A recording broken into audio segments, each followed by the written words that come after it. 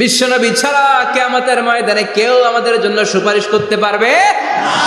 পাগল হয়ে যাব আমরা। সূর্যটা মাথার কাছে, ক্ষুধায় তৃষ্ণায় জিহ্বাটা কুকুরের মতো বের হয়ে ঝুলতে থাকবে, মাথার মগজগুলো গলে গলে নাকের ছিদ্র দিয়ে কানের ছিদ্র দিয়ে বেয়ে বেয়ে পড়তে থাকবে। বাবা ছেলের দেখলে দিবে দৌড়, বলবে চিনি না, ইয়া নাফসি আল্লাহ আমারে বাঁচাও, ঠিক কিনা? পীর সাহেব মুরিদ রে বলবে চিনি না, মুরিদ পীর সাহেব রে বলবে চিনি না, ভাই ভাই রে চিনবে না। সব নবী আর সব উম্মতের একটাই জিকির, ইয়া নাফসি ইয়া নাফসি। নবীও জিকির করে ইয়া নাফসি, উম্মতও জিকির করে। সবাই সাইয়েদনা আদম রে ধরবে, সাইয়েদনা আদম বলবে আমি পারবো না। নূহের কাছে যাও, সাইয়েদনা নূহ বলবে পারবো না। ইব্রাহিমের কাছে যাও, সাইয়েদনা ইব্রাহিম বলবে পারবো না।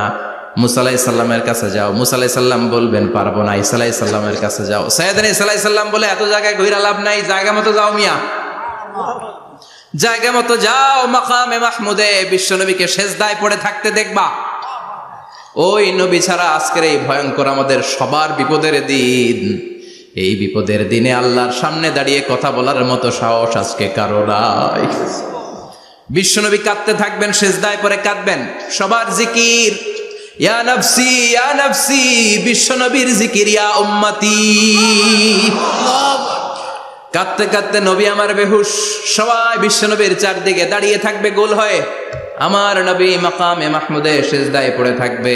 বিশ্বনবীর কান্না দেখে আল্লাহর সহ্য হবে না।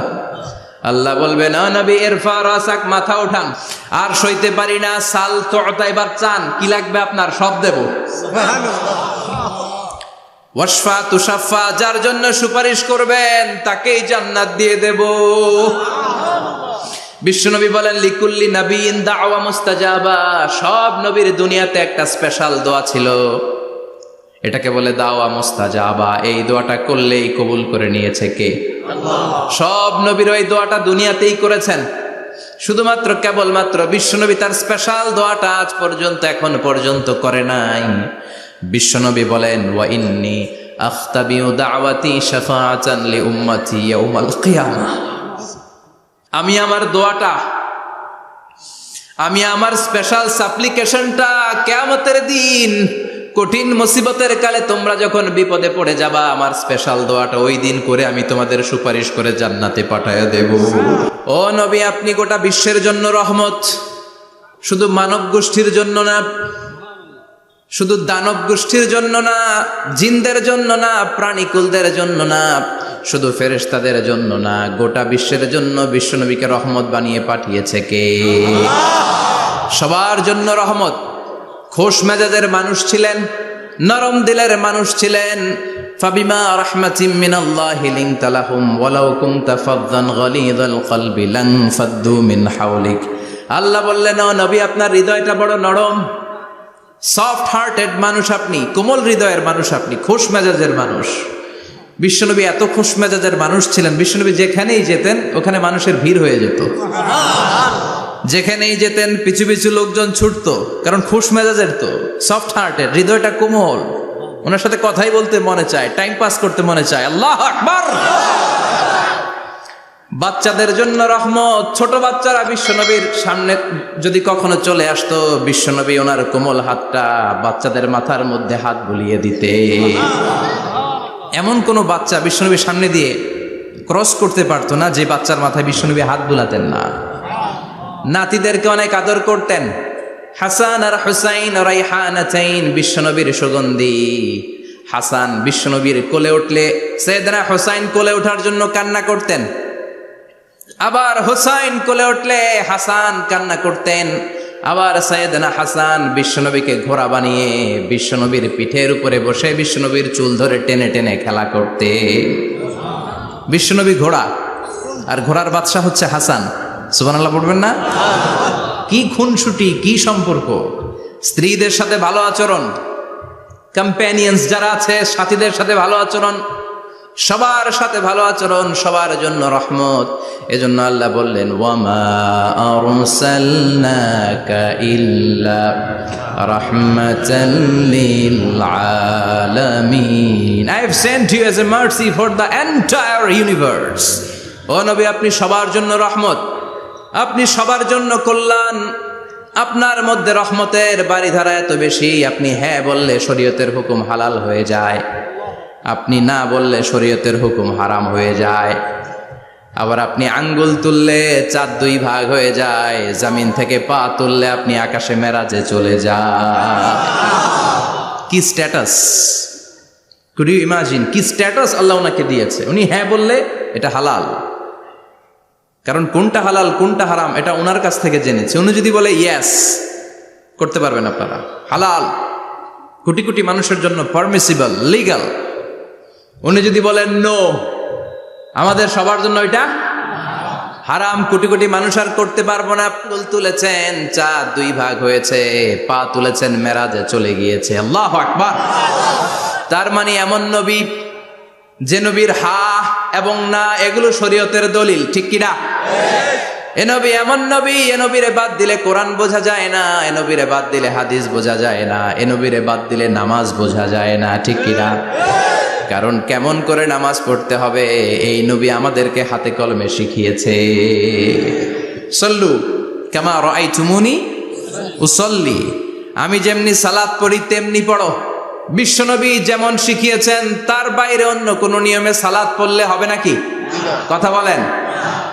ফজরের সালাত 2 রাকাত, আপনি যদি পড়েন 3 রাকাত, কবুল হবে নাকি? 4 রাকাত পড়লে, 6 রাকাত, 12 রাকাত এরকম পড়লে মায়ের আসানা নাই, কবুল হবে না। অনেক বেশি পড়েছেন, সময়ও দিয়েছেন বেশি, কবুল হবে না। কেননা বিশ্বনবী যেভাবে শিখিয়েছে ওইভাবে পড়েন নাই তো, ঠিক কিনা?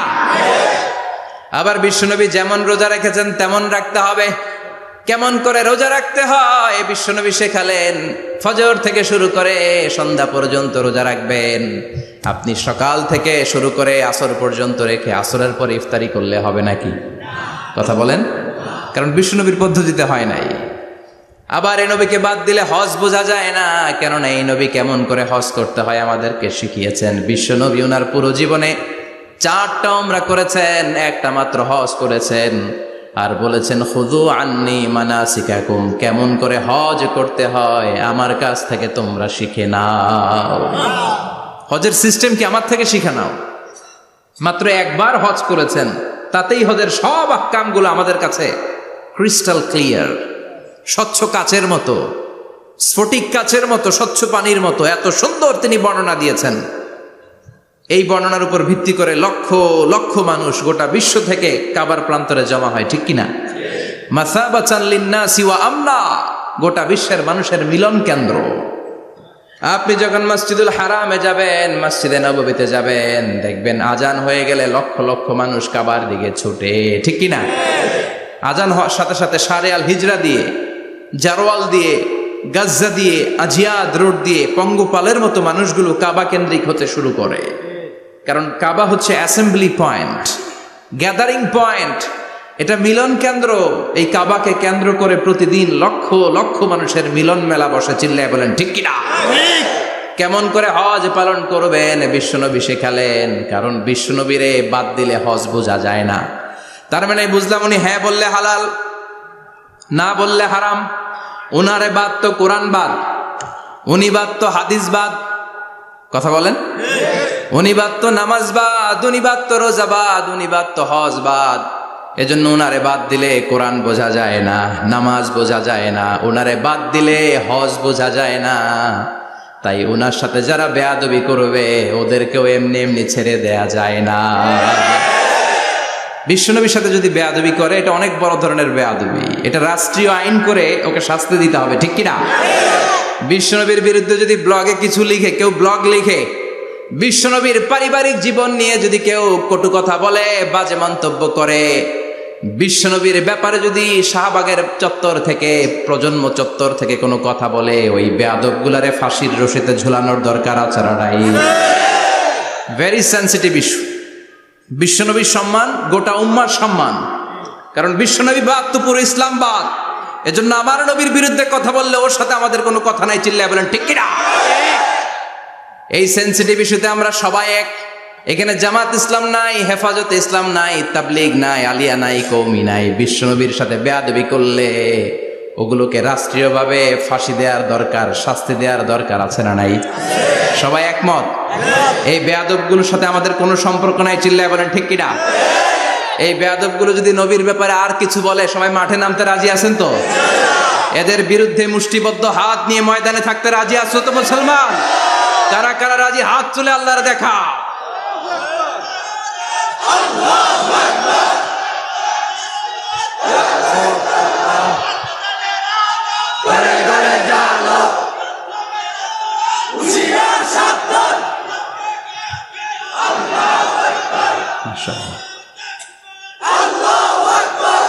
আল্লাহ তুমি কবুল করো।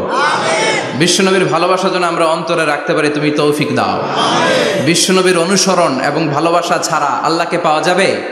আল্লাহকে যে পাইতে চায় হাজরাতের অনুসরণে, আরশ কুরসি লৌহ কালাম না চাইতে পেয়েছে সে। হাজরাতের অনুসরণে আরশ কুরসি লৌহ কালাম না চাইতে পেয়েছে সে। সুবহানাল্লাহ পড়েন। এজন্য আল্লাহ বললেন, নবী আপনাকে আমি গোটা বিশ্বের মানুষের জন্য রহমত করে পাঠালাম, আবার আপনার চরিত্রটা গোটা বিশ্বের মানুষের জন্য আমি মডেল করে দিলাম। আল্লাহু আকবার।